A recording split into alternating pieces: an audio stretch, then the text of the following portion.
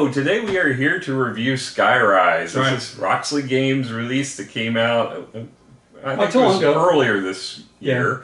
We finally got it to the table. Like, we've actually had it to the table a few times, but not with people who typically are in our reviews. So now we are definitely getting a review out for it because it looks beautiful, which we'll get into in a moment. Very pretty. But before we get into do any discussing of it, could you make sure you hit that subscribe button and notification bell, unless you're obviously already subscribed. Because we you don't want to lose unsubscribe. Yeah, that would be bad. Yeah. So, yeah, join us along as we discuss all the games in our 3,000 plus collection. And not to mention your collection, which would probably make that more even like 4,000, 5,000, somewhere in there. So, games from all the years 1960s to present, I believe. That's right. So, you want to follow along? We're going to be talking about some of those old classics. We need to get another we need to get from the game vault. Yep. Yeah. So, all right, but now, Rob, what can you tell us about this game? All right, so this version is Skyrise. This is actually a re-implementation of Metropolis. I didn't know if you knew that or not. No. But this is a re-implementation of that. So this is a 2024 release. Overall rank is 2,424. Rated pretty high, 8.0. Plays 2 to 4 people in 30 to 90 minutes. It took us significantly longer than that. Ages 14 and up.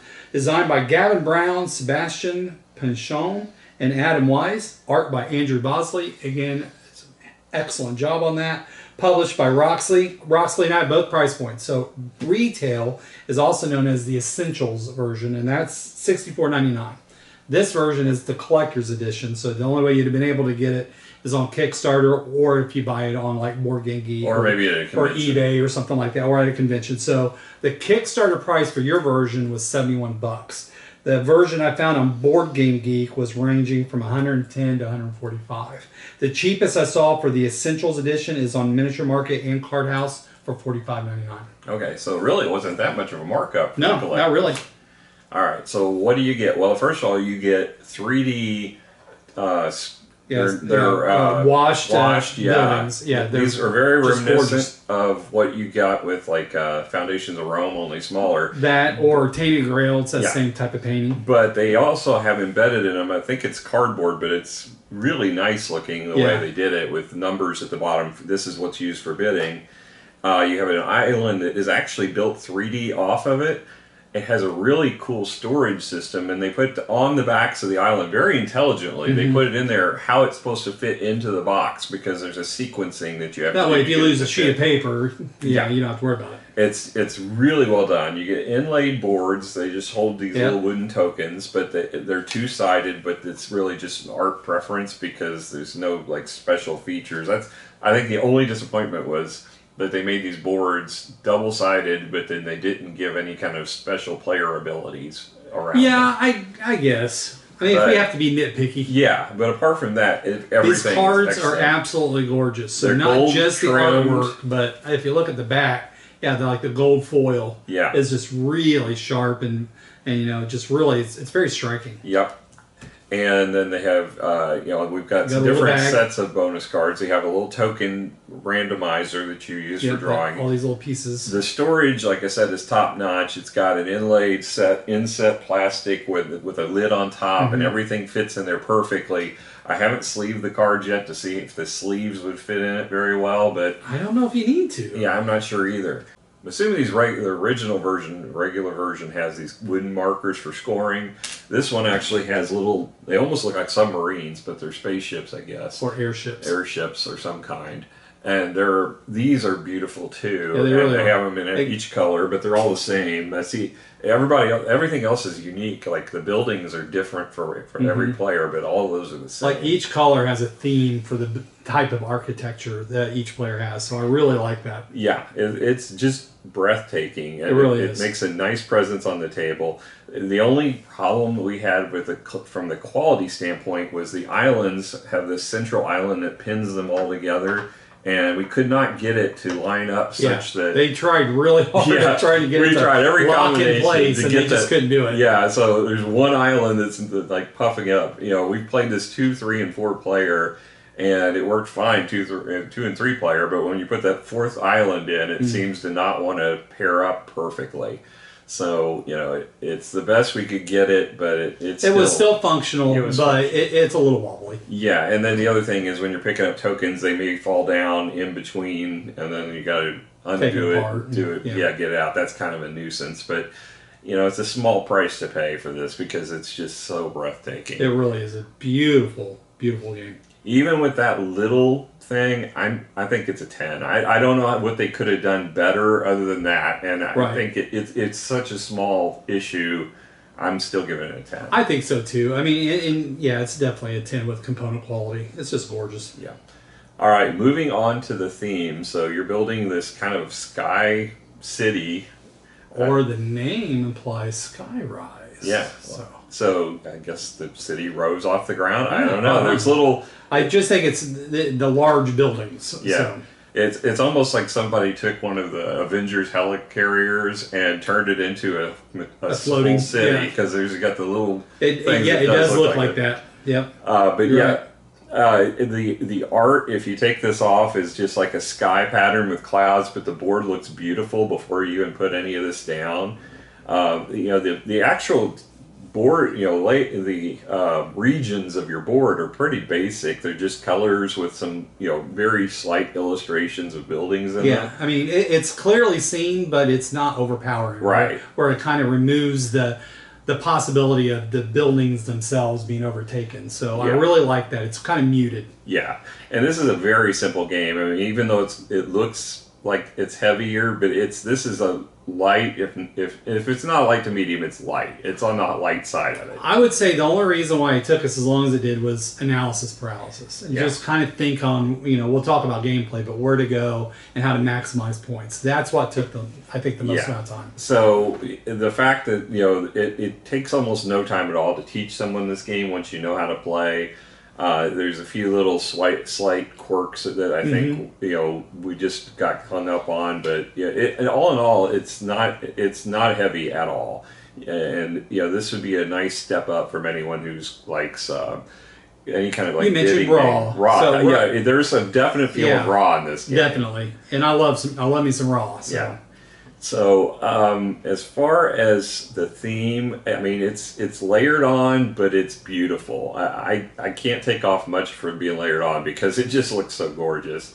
I'm going to go ahead and give this one thematically, I think I'll give it a 7.5.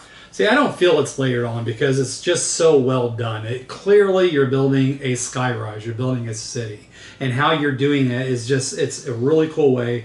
And the art is just fantastic, both on the cards themselves. They're simplistic, but it's very effective and very vibrant colors. They just look good. Mm-hmm. And everything about it just looks good, and it just feels good. So I think I'm a 9. Okay. So, moving on to the rulebook. So the rulebook has a cover that kind of matches the cover of the box.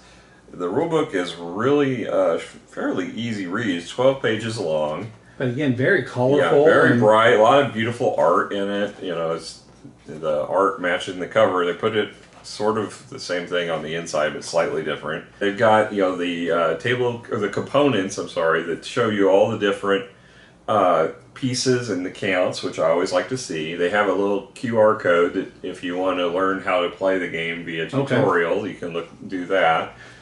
They've got a setup, which really the setup is a breeze in this game. It's not hard at all. It's not hard, but it's a little time consuming because you're drawing these little tokens out for each section, but that's really about it. Nah, that's really the hard part. Setup, they've got everything in the box differentiated by player, so you just pull out your section of it. It's not, you don't have a case specific for your section. That would have been the only thing that would have been easier, but the case is fine. It didn't take long at all to get our pieces out.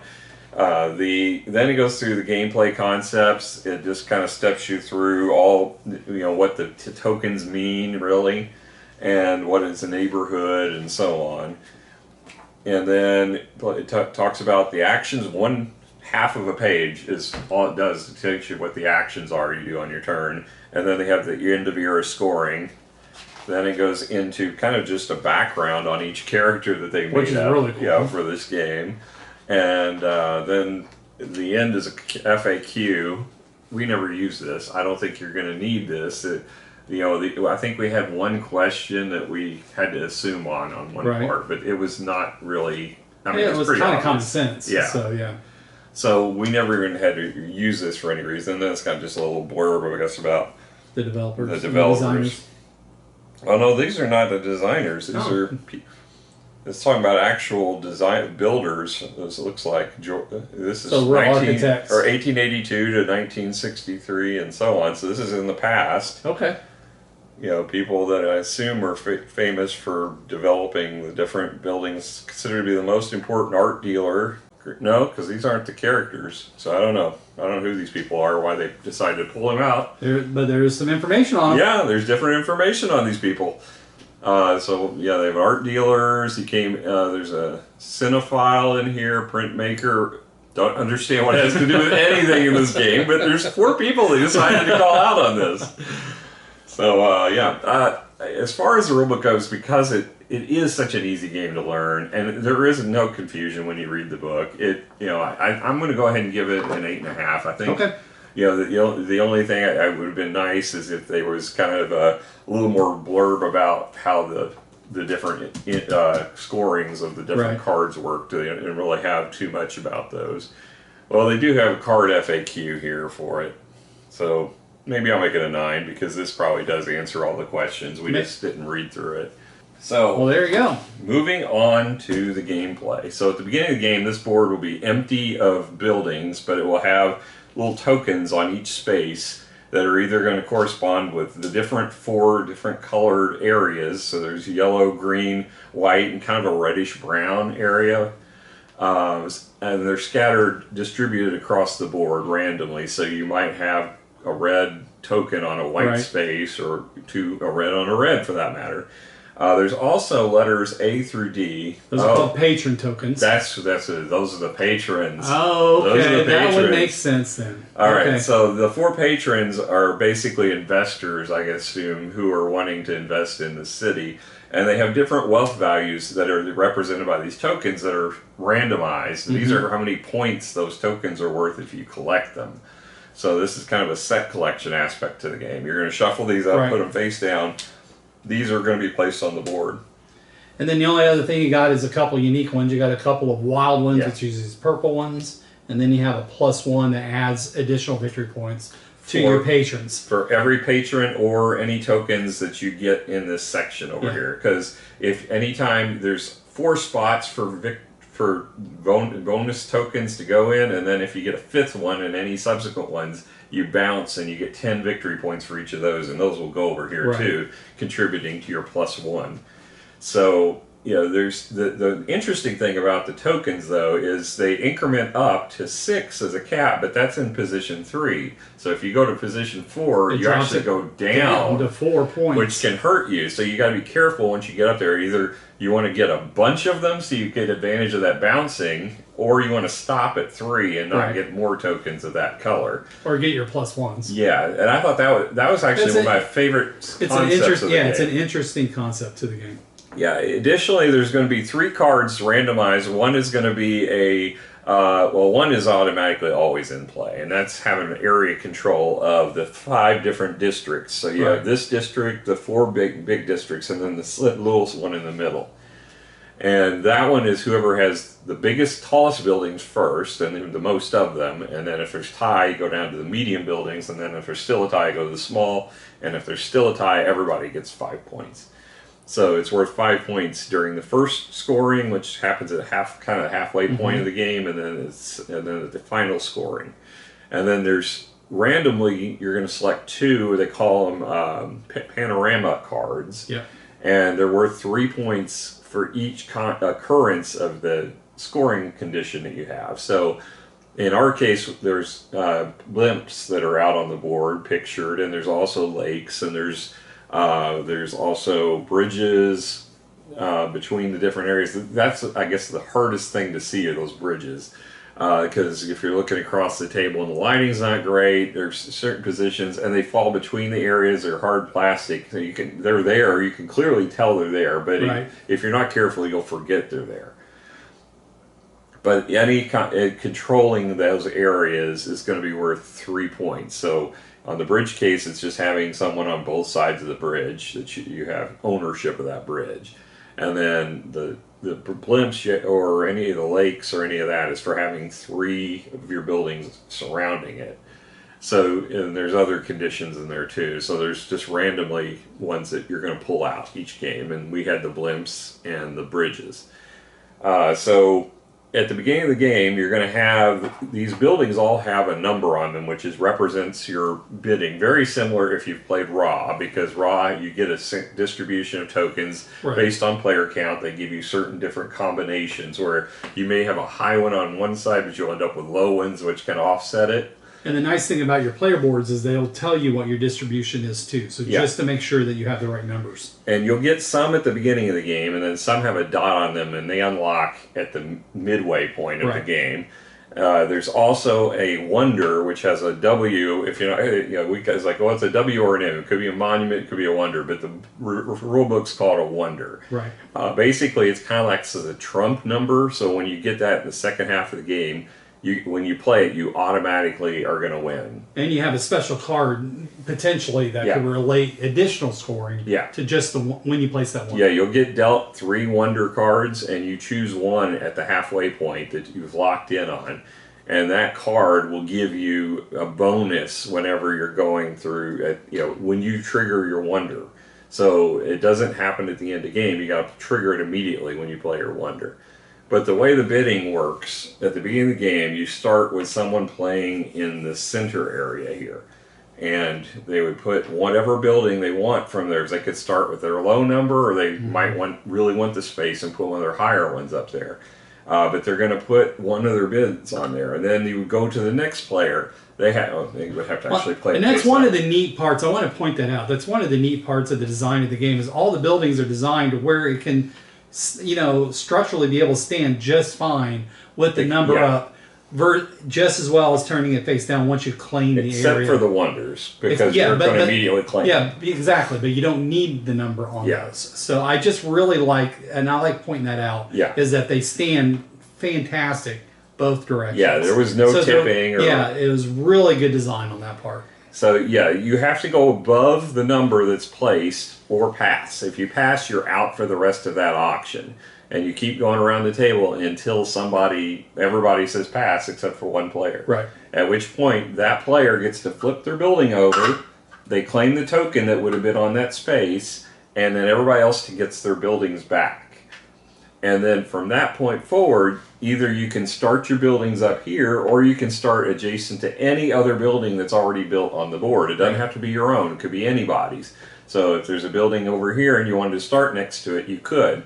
Now, in this case, this is late game, scenario. Pretty much we were done.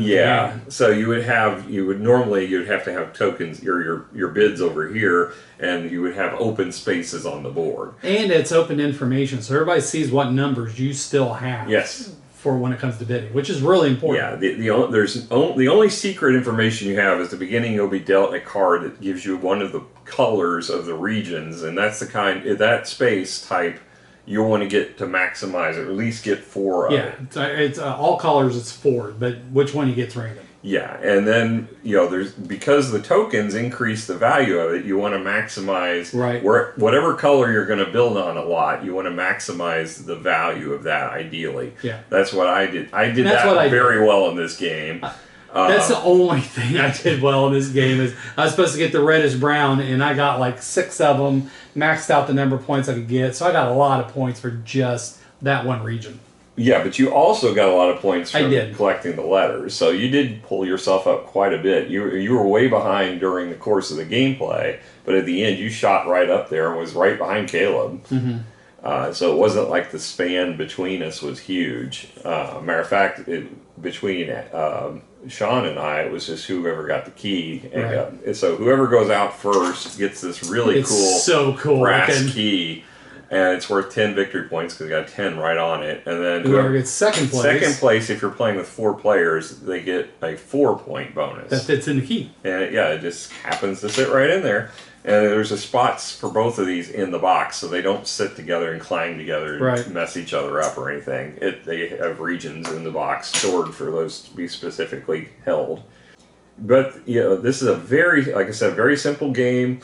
it reminds me in a way of the design of Foundations of Rome, but not only from the looks of the game, Right. but the play style of the game. Even though that one is more of a Tetris-y appearance to It's it, a roll and write that you don't write. but it's still the area But yeah, control. it's still area and it's control and still- scoring off of buildings next Yeah. to each other. Stuff Yeah, like the buildings don't have different significance in ways they score in this like Right. that one does.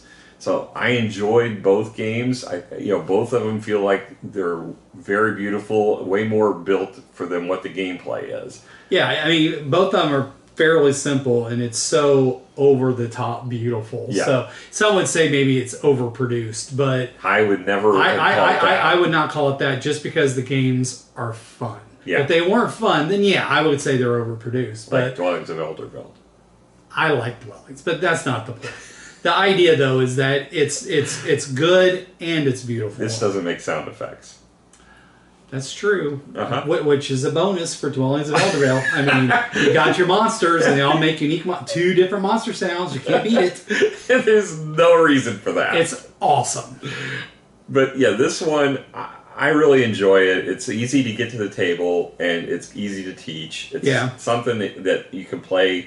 I think Sarah could pick this up. I don't think it's that difficult. Strategy-wise, I don't know if she's ready for thinking about all the abstract elements of placement versus... Because there's a little bit of chess to it. There is, and that's the reason why I think the 14 and up I think is pretty accurate. It's because the initial, like most great games, the initial rules are simple. Yeah. But the strategy behind it, there's some meat to it. Yeah. It's like not just knowing where to place your bids, but what numbers to pick that kind of force others to either overbid or they just have to pass. Yeah, and there's a lot of strategy There's behind a lot that. of playing your opponent, and Absolutely. also if you position it right, you might be able to take control of the board, because if you win an auction, you have to start the next bid, and you might be able to, because some of the numbers are really low. Like I had the 1. It's like it's not going to be anything. But if you position it right, you could get an area where there's no way else that you can come off of that area, and you'll since play you're the first one to bid, you'll automatically win. And you can maybe daisy chain multiple bids in a row. And we all did that to some degree.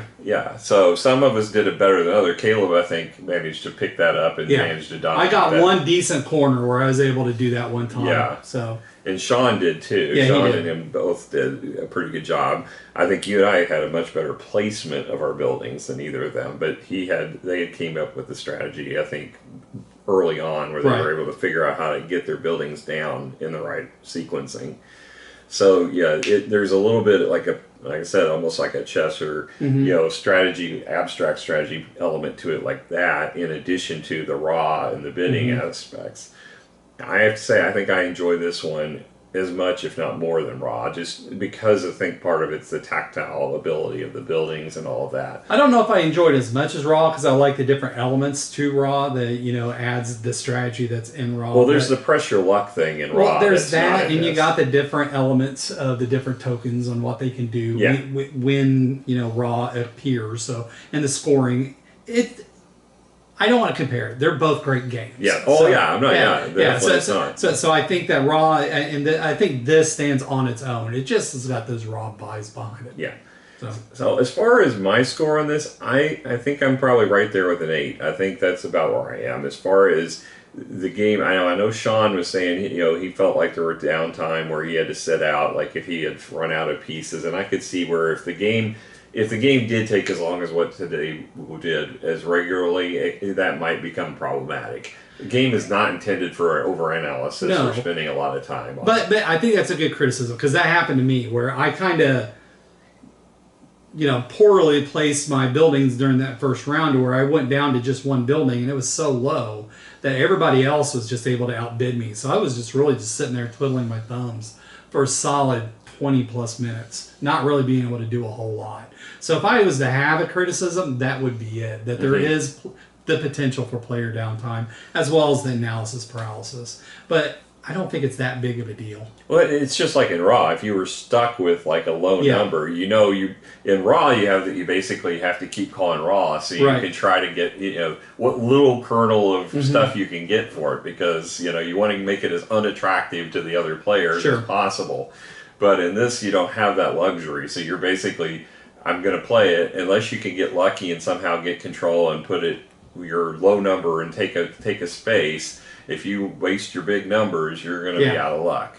So I can see where it can happen. It's kind of your own fault if it does to some extent. But yeah, to some extent. But at the same time, learning the game and just trying to develop it. Yeah, I mean, it does show that kind of a little bit of a hole in the design. But I don't think it's that big of a deal. And to your point, I think that once you learn the game, you can get away from that.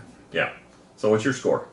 I think 8 is a solid score. I think that maybe a couple playthroughs might increase my score a little bit if I get comfortable a little bit more with it. But I think 8 is a good solid score. It's just so pretty. Yeah. And just to point out, I've played it 2, 3, and 4 player. It works fine at all levels. And the way it works in a 2-player game, you take out the 2 diagonal sections, so you just have one. Okay. If you're doing 3 players, you would just have 1 panel missing. So basically, you reduce the number of islands, and correspondingly, you take out a certain number of these tokens. Got it. So you end up with filling the spaces with tokens, but you don't have. They tell you specifically which ones to remove. Yeah. So it's not like a random. So you might have a bunch of green and not enough yellow, or something like that. I mean, that might be some interesting elements to it, is like if they do expansions, like maybe add some asynchronous abilities. That might be interesting. To me, that's the one missed opportunity they had, because they have a 2-sided board with art on both sides of different characters, but they're exactly the same. It's just pure art. Right. So, just something to think about, maybe. Yeah. All right, well, that's our thoughts on Skyrise. So if you've gotten the chance to play this beautiful puppy, let us know what you think of it. Yes, please. I mean, we like it. Yeah, it's definitely gorgeous. Or if you've ever architected a building in the sky, I would love to know. I would love to know that. Yeah, very curious how you managed to pull I've not that heard off. about it, so that'd be cool. Yeah, that actually reminds me of a project that I did in one of my companies I worked for, building a data warehouse while they were still building the systems of record. We call our project the levitating penthouse, because we were building this pinnacle on top of nothing, because they hadn't built the rest of the system yet. So, all right. So, well, again, that's our thoughts. Make sure you come back and visit us again. Take whatever blimp or means you want to get here, and find our website. If you haven't subscribed, subscribe and follow along. All right. Bye. Bye.